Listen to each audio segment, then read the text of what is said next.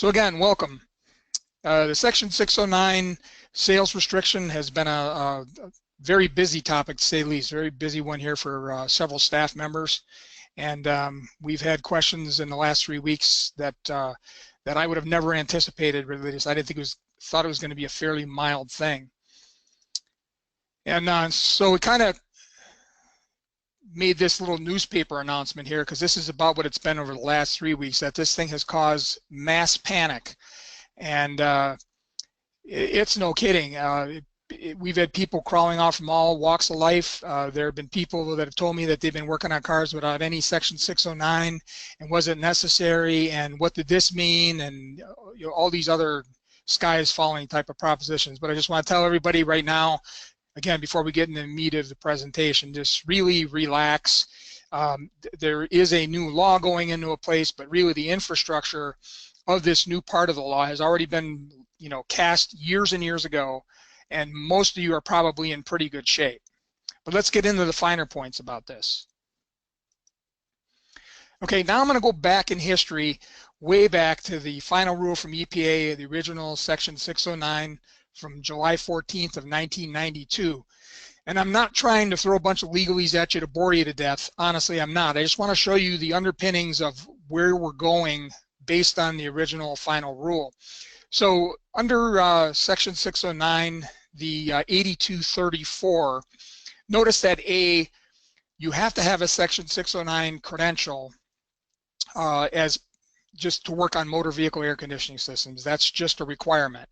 And so that's one reason for having a Section 609 credential. It's required by law. You've just got to have it. It's been that way since way back when. It remains so today. The programs have changed a lot since those original days. EPA mandates us to update our program to include incremental changes in things like SAE standards, refrigerant regulations, policy making, all those kinds of things. And our latest version being released, major release, was in 2015, and we've done 2 small revisions to that since then. Okay, so underneath the no person repairing or servicing MVACs is the part about using approved equipment. That's also been in place ever since the beginning. Okay, so they have to be, as technicians, they have to be trained and certified in a program approved by the administrator pursuant to 8240. So ASE is a program that meets 8240. There are others out there as well. And again, without using the approved equipment, without having the credential, you're not doing the job legally. And I do want to stress under Part A, for consideration can mean barter, for pay, so on and so forth. A student working in an environment at a school, for example, that's not getting paid to do the job, but he's under the supervision of an instructor that has a Section 609, because they are getting paid, that's totally fine. A student doesn't have to have it, but as kind of an entry-level credential, they should be thinking in that direction. So now let's go down to the last one, is about the 1992, the November listing. There is no person can distribute or offer for sale any Class 1 or Class 2 substance that's suitable for use as refrigerant MVACs. So really what applies to Section 609 here is really the Class 1. Class 1 is R12, okay? It's a more severe ozone depleter than Class 2. Class 2 is like R22. And the wording covers both, even though R22 wasn't used in cars, is that 608 and 609 have an overlap in them. And I don't want to get into too much more than that, but that's why that wording covers Class 1 and Class 2. But in motor vehicle air conditioning, it's Class 1 is what applies, and that was R12. So note that sales restriction, many people forget because maybe they don't work on R12 anymore, and maybe it's just the collector shops, but way back when there was a sales restriction in place.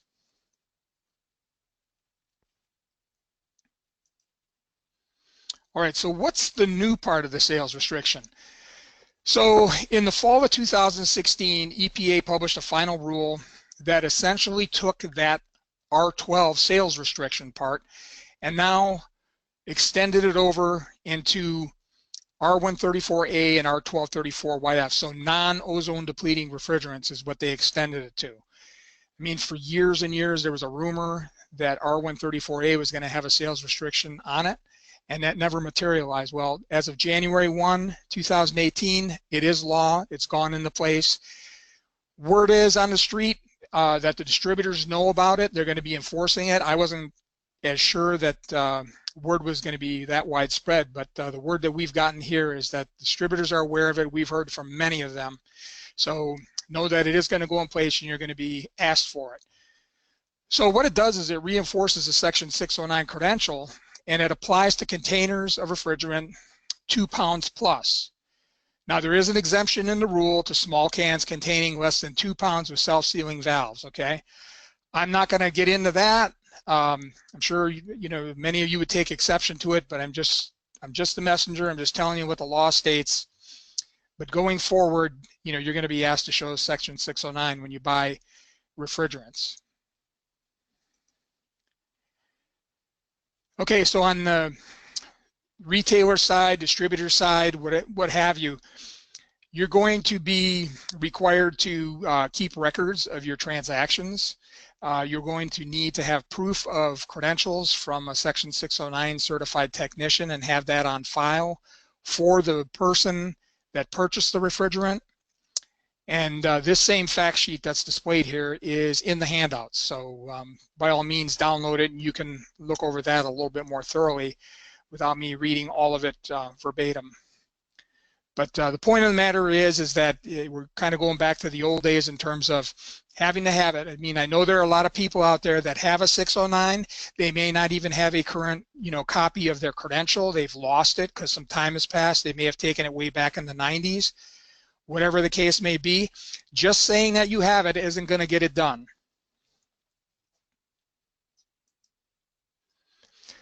So now we popped in a couple of questions here of the common things that we've heard this week. So, is the old one that you have good, or do you need to recertify? Because we've had some people call up and they've been panic struck. I got to recertify, I got to get this done now. Well, the truth is your older one is still good. Okay, but you got to have proof of it. Again, you can't just say that I've got it somewhere, over here, over there. I've got to have it. So you need to make sure that you get those in order. You may want to consider taking the newer program, and here's why I suggest that. If you're looking to get a duplicate credential, at least from us, you're talking $10 to get a duplicate credential. You can take the entire new program for the cost of $19. So for an additional $9, you can get updated to the latest one, and that covers your credential costs and everything. And if you were to do so, you would have the ability to show a temporary certificate that's available online immediately, and I'll get into that in a minute. But if for nothing else, if you do have proof of your old credential and you've got that, and you're comfortable with that, then please at least do a favor to yourself and see newer training material so you can see what's covered since perhaps the old days when you took it. In the handout section, you'll find that there is a copy of our training manual for the 2015 version with the 2017 update. You can take a look at that and see, the depth of coverage that we've had. Probably since those old days, we've added maybe 30 to 40% more material when you consider 1234 refrigerant, carbon dioxide refrigerant, R152A, which are all approved refrigerants under EPA's SNAP program, and then all the health and safety program issues that go with that. In addition to that, the newer training material covers the recovery equipment and recycling equipment for R1234YF, which meets the SAE J2843 standard. And it would be worth your while, because it is eventually going to come your way, it'd be worth your while to go in and have a look at some of the things that pertain to the recovery and the recycling of 1234YF, because it's a more absolute type of experience than what you've done before, where there has to be a certain leak check that passed before the system will be charged, and things like looking for 98% purity of the refrigerant. These are really important changes in how the job will be done. So get some time, take a look at that. Okay, so what about my company buying refrigerant? What about that? How do I have a 609 on behalf of my company? Well, the 609 is really assigned to an individual person. So the company doesn't have it, okay? But a person representing your company, that needs to be on file with the distributor to buy refrigerant. So you know, on top of that, make sure that all your techs that are servicing MVACs have 609, because anybody that touches the system, again, has to have that. Now, also keep in mind that if you had a certain individual and you had their credentials provided to your refrigerant distributor, and you know, you get employee turnover and they go, you may not have current documentation on hand with that refrigerant distributor. So stay on top of that. Make sure that you have it, because that distributor, retailer, whoever it is, has to keep those records for 3 years.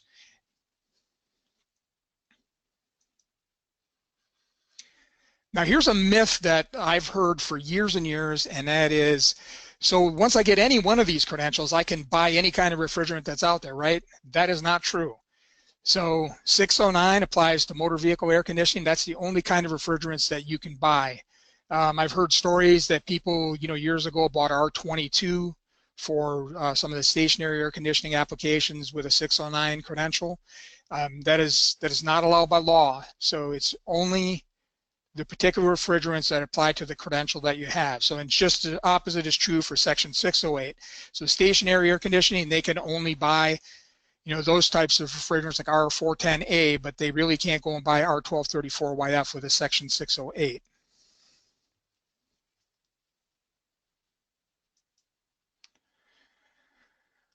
All right, now I just want to bring something to your attention. I don't offer this to try to strike fear in your heart. I really don't. But there is a footnote to what I've mentioned here, and the credentialing part of it is, and that is that in the original law, the EPA wrote a part in there that mentions that an authorized representative from EPA can require you to demonstrate your, you know, proficiency in using that piece of equipment on a system. So, I mean, I don't know of this ever happening, but it is in the law. I would just suggest that you be aware of it. You know, be proficient in using the equipment, which shouldn't be any big issue if you're doing the work day in and day out. It shouldn't be anything. But I'd also suggest that maybe people that aren't doing as often, you know, that maybe they get up to speed. Again, we got some new systems coming, you know, with 1234YF. It's not widespread yet, but, you know, once you do decide to cross that threshold and get into it, make sure you get everybody up to speed and is trained in the proper use of it.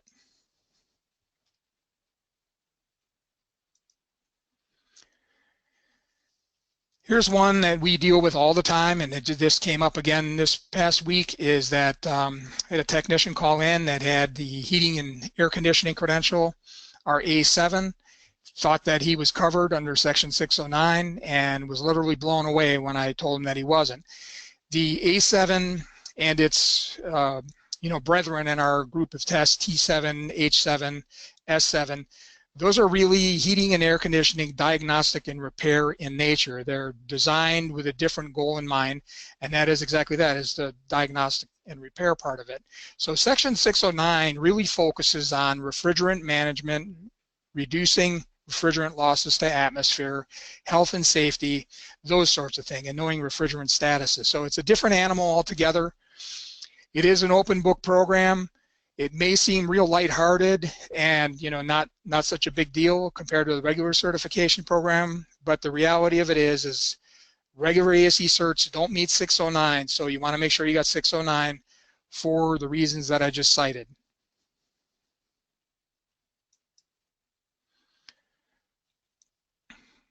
Okay, so now just to talk a little bit, if you do need to get a credential, okay, so ASE's section 609 program is officially listed on the EPA website as an approved technician training and certification program. We have been ever since day one when these programs began.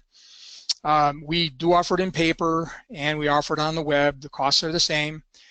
Thing about it is, if you take it on paper, there's some time latency going back and forth with you shipping it in. Again, the online gives you an instant credential, which is good for 60 days. In that interim period, then what we do is we mail to you the certificate and wallet card so that you have those on hand. And those are permanent from that point forward. At this point in time, the EPA doesn't require any recertification for the program. That could change. I always have to qualify that because there has been some movement in that direction. But as of present day, EPA doesn't require a recertification. And then last but not least, I just want to say this is not a permit per se. And what I mean by that is We have a lot of technicians, especially this past week or so, that have been in such a hurry that they've got to do this and they want to take it, and they go online and, oh my gosh, it's only an open book test. I pay my 19 bucks and I'm done. I'm going to guarantee to pass. Nope. Not if you don't do the work, not if you don't review the material and you don't answer the questions pursuant to that material. So can't stress enough that the 19 bucks doesn't give you a permit to do anything other than spend your money. So it gives you an attempt to take it, but take it seriously so that you pass. And again, I didn't really have a long presentation. I just wanted to clarify what's going on with the sales restriction, that, you know, it's something you can just relax over. You know, just get your documents in order, get certified if you're not. An old one is good. One thing I just want to mention real quickly on certificates is years ago, we had a couple different variants of it. At one point, we used to put the SSN on a certificate. We haven't done that for a good number of years, but that was commonplace. If you want to get a certificate replaced, we can do that. We don't do it free of charge, because back then that was kind of a common way of doing things. We do have a duplicate credential that you can get for 10 bucks and have that replaced, and it'll have a scrambled ID on it. The other thing is we had some early certificates that went out that didn't have section 609 on it. That has since been changed, where now it plainly states that right on the certificate. That still means that you're good to go, though. It meets the section 609 requirements. So after all that, Dan, what can you offer me? All right, let me get caught up here. Dave, one of the questions you've just stated, and it needs to be restated, that the ASE test A7 is not equivalent to the Section 609 product. That credential is totally different. And then again, if you have an older 609 card, it is still good. They don't expire currently. It's not like that. And manufacturer-specific credentials such that do list EPA Section 609 equivalency, you can get it from a manufacturer. Those are also valid. It doesn't have to be from ASE. Okay.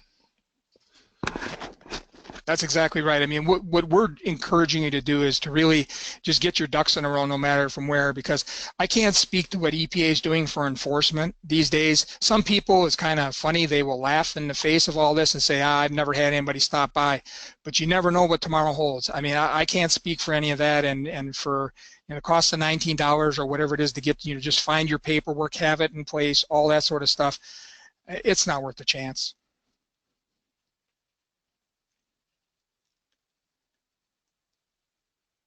So Randy from a parts provider says he'll be maintaining a file of all the 609 certs that his customers have, but does he also need to retain copy of all the sales as well?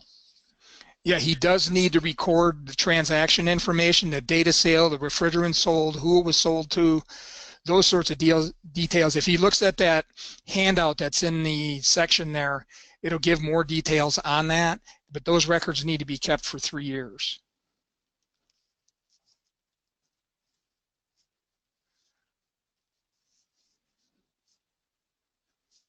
All right, and then if I need to order a new certificate through ASE, okay, can I do that online, Dave? You can't order a replacement certificate online. The closest thing I did for you is I put a copy of the duplicate credential order form in the handout section there, so you can download the form and get it, you know, started and get that back to us real quick. Can you repeat that, where the handouts are, so they know where that? Yeah, on the right side of your screen, there's a menu, and you should see one of the sections there titled Handouts, and you can go in there and click and download it.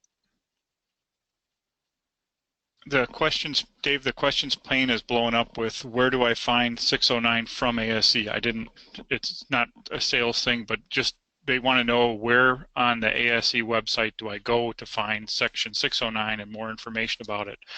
So could you address that? Yeah, I backed up a slide here. The URL, the fastest way to get right to the heart of the matter is, it's our learning management site. It's www.asecampus.com.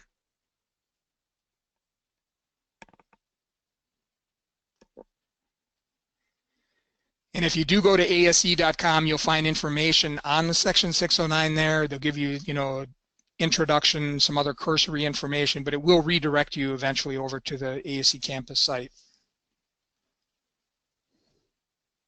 Okay, so as a distributor, does a distributor need a copy of everyone that has a 609 at one location, or will just one work?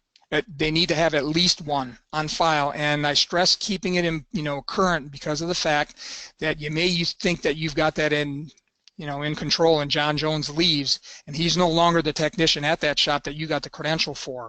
So if you want to have duplicates on file of the various technicians, knock yourself out. Redundancy never hurt anybody, but don't leave an open gap of not being a current employed technician at that particular facility.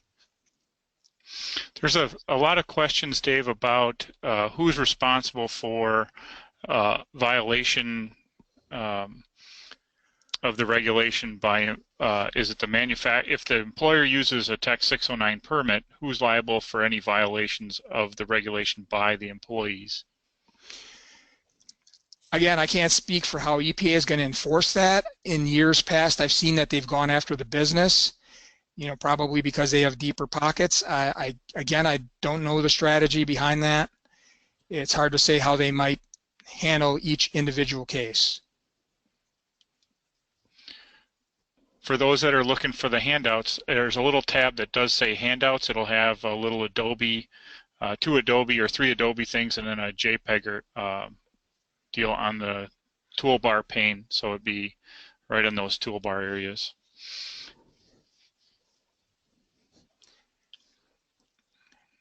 Yeah, Dan, I was just looking through some of these questions coming in too, looking for some commonality between them.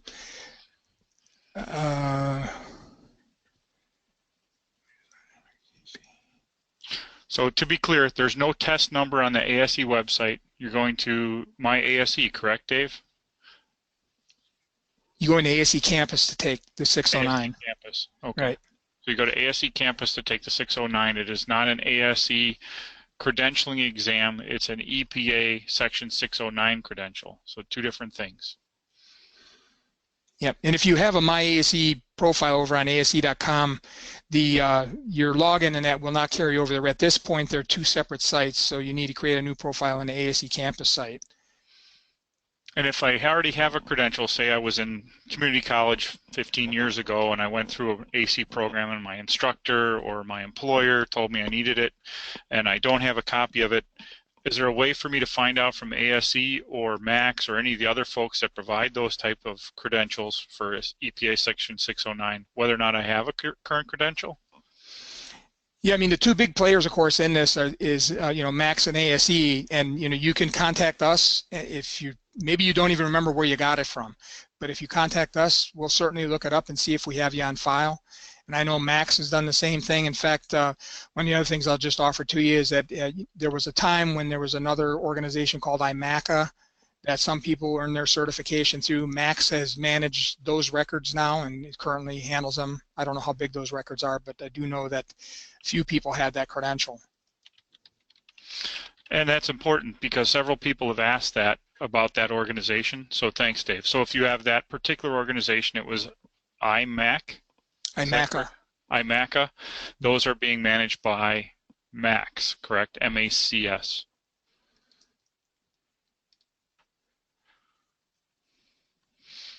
So again, you don't have to have all your technicians working at if you're a shop owner, manager, fleet manager, dealership principal, the technicians working on mobile air conditioning in your service bays need to have the EPA Section 609 from some vendor, whoever that may be. ASE offers that. When you go to purchase refrigerant, a EPA Section 609 credential needs to be shown for you to be able to purchase that refrigerant in bulk, okay, from a vendor. And then that credential needs to be for a currently employed staff member from your organization. I think that's the clearest way to state it. Hey, Dan, there's one that came in I think that maybe we should talk about a little bit. And the question comes in from Victor. He says there's a rumor of a proposed surtax on R134A to bring the cost up to the price of 1234YF to prevent people from using R134 in a 1234 system. Do we know anything about that? Don't know anything about that at this point. And I understand that's one more deterrent they want to do, but let's be clear first of all. I mean, people can do whatever they want to do with adapters and all sorts of things, but it is illegal to put 134 in a 1234 system. And it's illegal for a couple different reasons. Is first of all, the fittings on each one of these vehicles with the different refrigerants are unique to prevent cross-contamination of refrigerants and to be putting, frankly, the wrong stuff in it. But there's another part of it when it comes to 1234, and that is actually if you were to put 134 in a 1234 system, you'd also be violating the federal emissions compliance for that vehicle because the manufacturers get credits for using 1234YF in that system.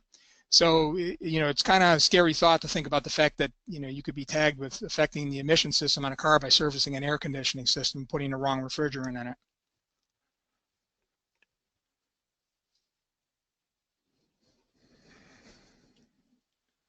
Dave, there's a question about if one technician in the facility is certified with EPA Section 609, any other technicians can be working on mobile air conditioning as long as they're being supervised by that EPA Section 609 credential holder. Is that correct? Any technician that's working on a motor vehicle air conditioning system for hire should have a Section 609 credential.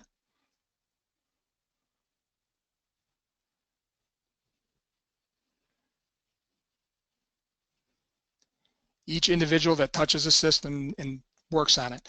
The example that I gave earlier of a student is different because they're not doing it for hire.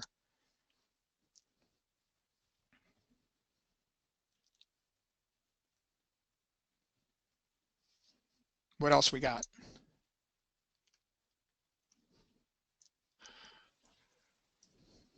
I'm trying to catch up here. They all blow up at the same time, and it's so hard to scroll. Fleet shops, this still applies to them, Dave? Yes, it does apply to fleet shops.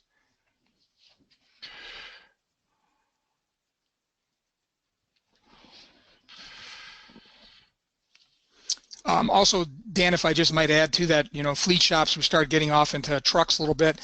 And when we're talking about fleet shops, just to be clear, when it comes to trucks, tractors, things like that, I want to make sure that we're talking about the tractor itself and basically the air conditioning system being substantially identical to what's used in a car, vapor compression system. If they're talking about the reefer trailer that might be used, a refrigerated trailer like that, that's a Section 608 application, so 609 would not apply in those instances. Also, if you're working on ag equipment, tractors, things like that, bulldozers, again, as long as the air conditioning system is substantially identical to a motor vehicle air conditioning system, then you can be certified to work on it under Section 609. It's what they call an MVAC-like appliance. Mark keeps asking about how can he confirm that his technicians are certified or not. And the only way, Mark, that you can do that is to have those technicians provide you with their EPA Section 609 credential. So they need to give you that information. It's not something you can confirm other that they've already got it unless they can provide it to you.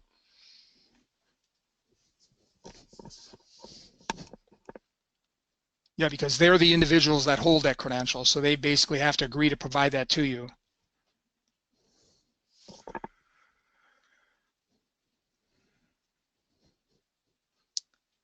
Dan, I saw a question in here too about what about 609 questions on A7? I think that's the question.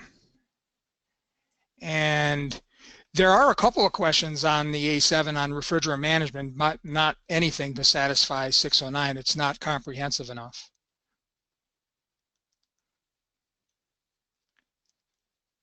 Dave would like to post that a question. He has a certificate dated December 31st, 1991, and he wants to know if anybody's got one older than that. That's a pretty old one.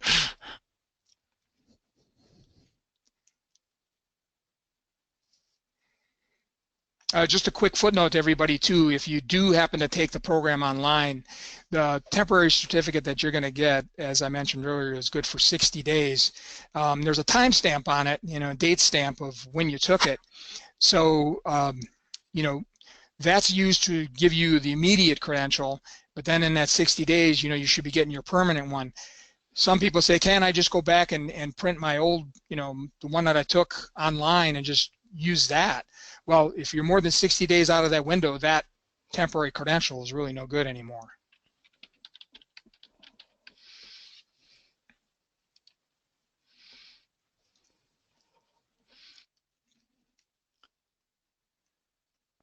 And if we have any employers that might be out there that have groups of technicians that they want to test, and they're looking at paying for that group of technicians, we have a program that is electronic vouchers, where you can make a single purchase and buy a group of vouchers at one time, and then you basically distribute those to each one of the technicians that you want to have take the program.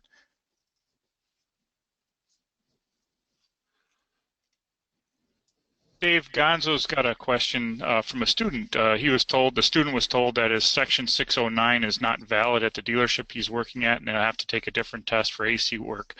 I think that's just a misinformed manager, right? I mean, there's a lot of information flying back and forth.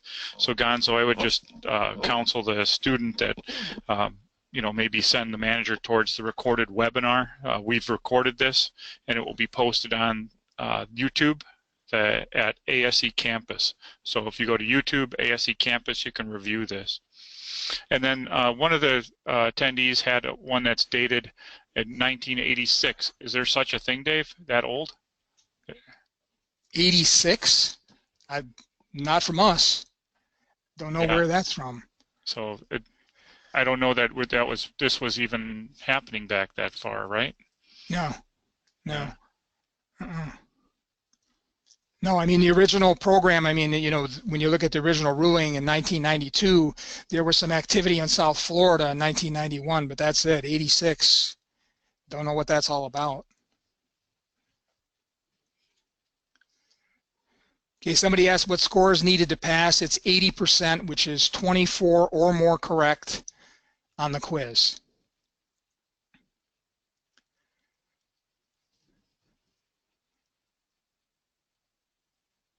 What else we got? Don't want to leave any dead space here.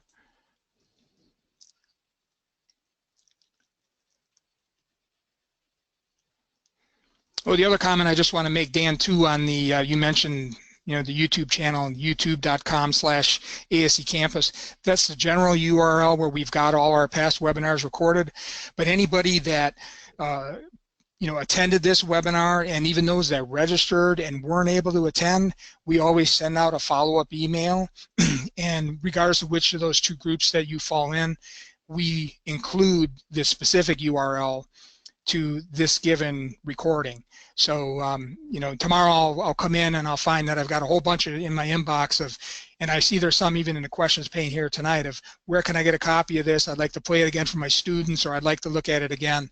That's why we provide that service to you, is that you can get double value out of some of these events. Obviously, recorded version, somebody can't participate in the live questions, but again, most of the content is going to be there for them. So Dave, if I'm a technician or manager, shop owner, dealer principal, and I take my EPA Section 609 and I do the online version and I open up the review and quiz after reading the document, okay, and I take the quiz and I'm going through the questions, how many questions will I have?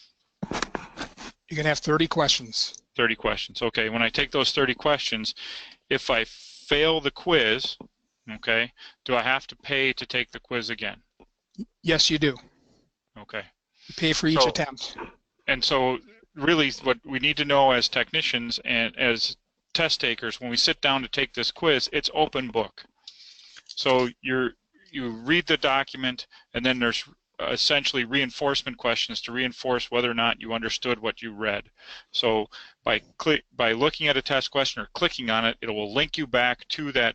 When you link on it on the online version, it'll link you back to the information in the booklet that answers the question. This is, fairly straightforward. So Okay. Yeah, specifically, Dan, I'll just add another comment to that. Each question in the online quiz has a button labeled question reference on it. And if you click on that, what it does is it opens a sub-browser window that includes just the training content dedicated to that particular question.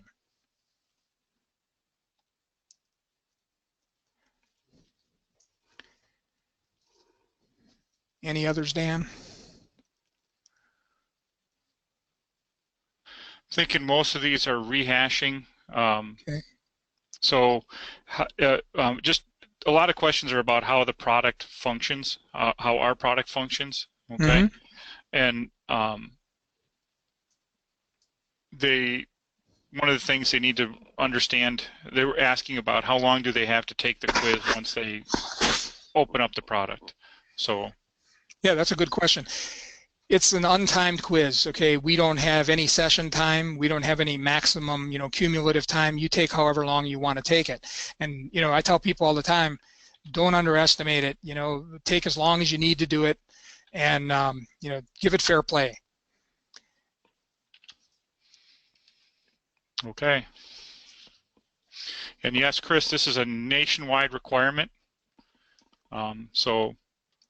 And then Clint, no one answered your questions because they're more specific to a different direction. You will get a response from us. Don't panic. You'll get directly responded to. Well, Dan, should we wrap this one up for the night? Yep, let's put it. Thanks a ton. Appreciate it. Well done. I want to thank everyone for attending. I also want to just let you know that look forward to the spring, usually around somewhere March through May timeframe. We always do a Section 609 update that's a little bit more broad. It might include something like the sales restriction, but we'll also have a little bit of a forward-looking view at what's coming up with other refrigerants. A look at carbon dioxide. Where's that going? Where's R152 going? There's been some developments in that. I didn't intend on providing any of that information tonight, but when we provide our spring update, we'll have that. So please watch our webinar updates and notifications coming your way, because we'd like to share that information with you, and we hope that it helps you out in what you do every day. And with that, I want to wish everybody happy holidays. Thanks again once more for attending here. Had some great interaction. That's what we were looking for, and we hope to see you at another ASE webinar soon. Thanks, everyone. Good night.